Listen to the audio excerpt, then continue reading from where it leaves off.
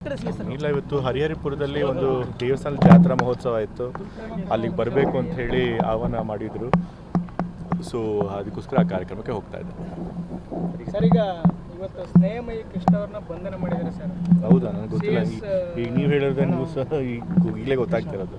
ಹೌದಾ? ಏನು ಕಾರಣಕ್ಕೆ? CS ವಿರುದ್ಧ ಆರೋಪ ಮಾಡಿದ್ರೆ ಸರ್, 1.6 ಕೋಟಿ ಹಗರಣ.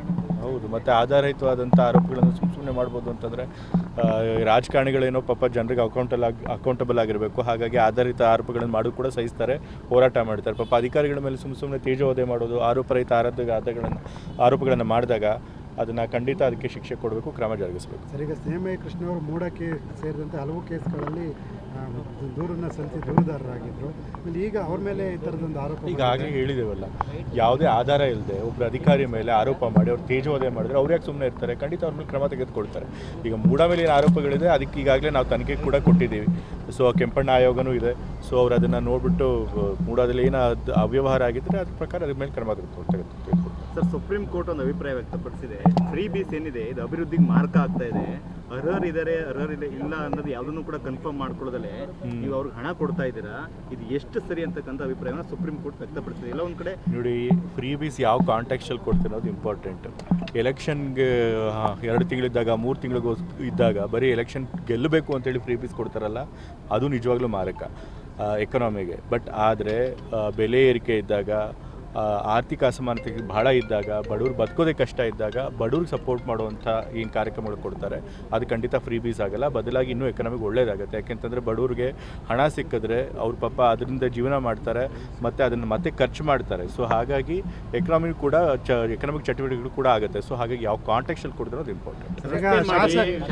ಶಾಲೆ ಕಟ್ಟಿಸಿ, ಈಗ ಖಂಡಿತ ಈಗ ರಸ್ತೆಗಳನ್ನೆಲ್ಲ ಮಾಡದೆ ಬರೀ ಫ್ರೀ ಬೀಸ್ ಕೊಟ್ಟರೆ ತಪ್ಪು. ಆದರೆ ಕರ್ನಾಟಕ, ತಮಿಳುನಾಡು ಆ ಥರ ಕೆಲವು ಡೆವಲಪ್ಡ್ ಸ್ಟೇಟ್ಗಳಲ್ಲಿ ಎರಡೂ ಕೂಡ ಆಗ್ತಾಯಿದೆ. ಇನ್ಫ್ರಾಸ್ಟ್ರಕ್ಚರ್ಗೂ ಕೂಡ ಹಾಕ್ತಾ ಇದ್ದಾರೆ, ಜೊತೆಗೆ ಅದೇ ರೀತಿ ಸೋಷಿಯಲ್ ವೆಲ್ಫೇರ್ ಸ್ಕೀಮ್ಸ್ಗಳು ಕೂಡ ಬೆಳೆಸ್ತಾ ಇದ್ದಾರೆ. ಅದರಲ್ಲೂ ಏನು ತಪ್ಪಿಲ್ಲ ಅಂತ ನನ್ನ ಭಾವ. ಸರ್, ಶಾಸಕರು ವಿದೇಶ ಪ್ರವಾಸದ ಬಗ್ಗೆ ಸಾಕಷ್ಟು ಚರ್ಚೆ ಆಗ್ತಾ ಇದೆ.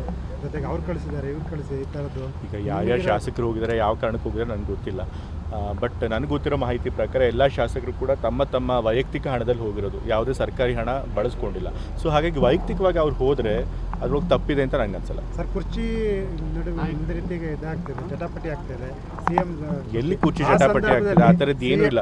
ಅದು ನೀವು ಮೀಡಿಯಾದವ್ರು ಸೃಷ್ಟಿ ಮಾಡಿರೋದಷ್ಟೇ. ಬಟ್ ಅವ್ರಿಗೆ ಗೊತ್ತು ಆ ಥರದ್ದು ಏನೂ ಇಲ್ಲ ಅಂತ, ಹಾಗಾಗಿ ಅವ್ರು ಆರಾಮಾಗಿ ಹೋಗಿದ್ದಾರೆ. ಈ ವಿಚಾರದ ಬಗ್ಗೆ ಮತ್ತೆ ಇನ್ನೇನು ಮಾತನಾಡಲ್ಲ, ನಾನು ಹೇಳೋದಿಲ್ಲ.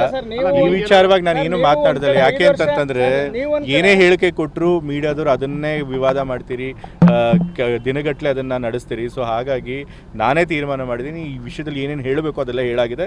ಸೊ ಮತ್ತೆ ಅದ್ರ ಬಗ್ಗೆ ನಾವು ಮಾತಾಡೋಣ. ಬಾಗಲಕೋಟೆಯಲ್ಲಿ ನಿನ್ನೆ ಶಿವಾಜಿ ಮೆರವಣಿಗೆ ಹೋಗ್ಬೇಕಾದ್ರೆ ಕಲ್ಲು ತೂರಾಟ ಆಗಿದೆ, ಮತ್ತೆ ಇವತ್ತು ಲಾಠಿ ಚಾರ್ಜ್ ಆಗಿದೆ. ವಿರೋಧ ಪಕ್ಷಗಳು ಸರ್ಕಾರ ಎಲ್ಲೋ ಒಂದು ಸಮುದಾಯನ ಓಲೈಸೋಕ್ಕೋಸ್ಕರ ಈ ರೀತಿ ಪೊಲೀಸರನ್ನ ಕಟ್ಟಾಕಿ ಅವ್ರಿಗೆ ಓಲೈಕೆ ಮಾಡ್ತಾರೆ ಅಂತ ಹೇಳಿದ್ರು ಸರ್.